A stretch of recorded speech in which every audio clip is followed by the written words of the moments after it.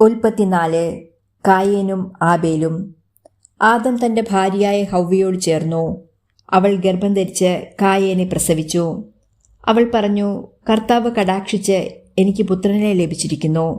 പിന്നീട് അവൾ കായേന്റെ സഹോദരൻ ആബേലിനെ പ്രസവിച്ചു. ആബേൽ ആട്ടിടയനും കായേൻ കൃഷിക്കാരനുമായിരുന്നു. ഒരിക്കൽ കായേൻ തന്റെ വിളവിൽ ഒരു ഭാഗം കർത്താവിന് കാഴ്ച സമർപ്പിച്ചു.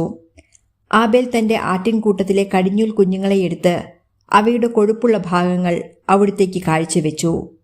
ആബേലിലും അവന്റെ കാഴ്ചവസ്തുക്കളിലും അവിടുന്ന് പ്രസാദിച്ചു. എന്നാൽ കായനിലും അവന്റെ കാഴ്ചവസ്തുക്കളിലും അവിടുന്ന് പ്രസാദിച്ചില്ല. ഇത് കായേനെ അത്യധികം കോപിപ്പിച്ചു. അവന്റെ മുഖം കറുത്തു. കർത്താവ് കായേനോട് ചോദിച്ചു, നീ കോപിച്ചിരിക്കുന്നത് എന്തുകൊണ്ട്? നിന്റെ മുഖം വാടിയിരിക്കുന്നത് എന്തുകൊണ്ട്? ഉചിതമായി പ്രവർത്തിച്ചാൽ നീയും സ്വീകാര്യനാവുകയില്ലേ? നല്ലത് ചെയ്യുന്നില്ലെങ്കിൽ പാപം വാതിൽക്കൽ തന്നെ പതിയിരിപ്പുണ്ടെന്ന് ഓർക്കണം. അത് നിന്നിൽ താൽപ്പര്യം വച്ചിരിക്കുന്നു. നീ അതിനെ കീഴടക്കണം. ഒരു ദിവസം കായേൻ തന്റെ സഹോദരൻ ആബേലിനോട് പറഞ്ഞു, നമുക്ക് വയലിലേക്ക് പോകാം. അവർ വയലിലായിരിക്കെ കായേൻ ആബേലിനോട് കയർത്തു അവനെ കൊന്നു. കർത്താവ് കായേനോട് ചോദിച്ചു, നിന്റെ സഹോദരൻ ആബേൽ എവിടെ? അവൻ പറഞ്ഞു, എനിക്കറിഞ്ഞുകൂടാ. സഹോദരന്റെ കാവൽക്കാരനാണോ ഞാൻ? എന്നാൽ കർത്താവ് പറഞ്ഞു, നീ എന്താണ് ചെയ്തത്? നിന്റെ സഹോദരന്റെ രക്തം മണ്ണിൽ നിന്ന് എന്നെ വിളിച്ചു കരയുന്നു. നിന്റെ കയ്യിൽ നിന്ന് നിന്റെ സഹോദരന്റെ രക്തം കുടിക്കുവാൻ വായ പിളർന്ന ഭൂമിയിൽ നീ ശപിക്കപ്പെട്ടവനായിരിക്കും. കൃഷി ചെയ്യുമ്പോൾ മണ്ണു നിനക്ക് ഫലം തരുകയില്ല. നീ ഭൂമിയിൽ അലഞ്ഞു തിരിയുന്നവനായിരിക്കും. കായേൻ കർത്താവിനോട് പറഞ്ഞു, എനിക്ക് വഹിക്കാവുന്നതിലും വലുതാണ് ഈ ശിക്ഷ.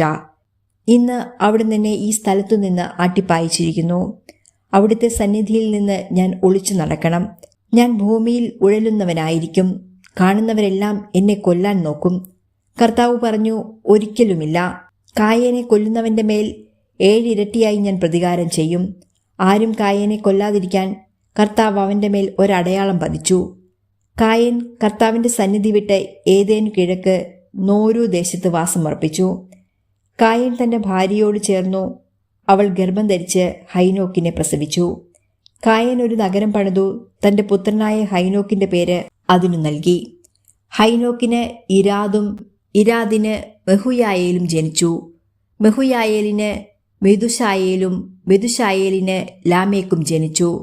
ലാമേക്കിന് 2 ഭാര്യമാരുണ്ടായിരുന്നു, ആദയും സില്ലായും.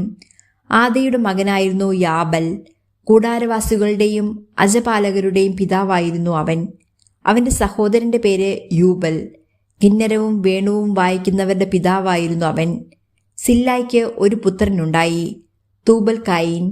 ചെമ്പുപണിക്കാരുടെയും ഇരുമ്പുപണിക്കാരുടെയും പിതാവായിരുന്നു അവൻ.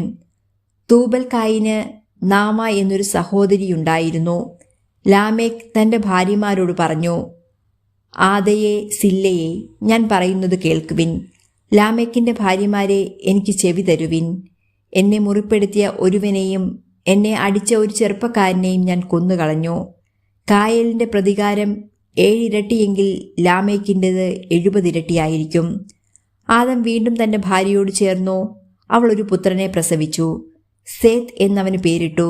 കാരണം കായേൻ കൊന്ന ആബേലിന് പകരം എനിക്ക് ദൈവം തന്നതാണ് അവനെന്ന് അവൾ പറഞ്ഞു.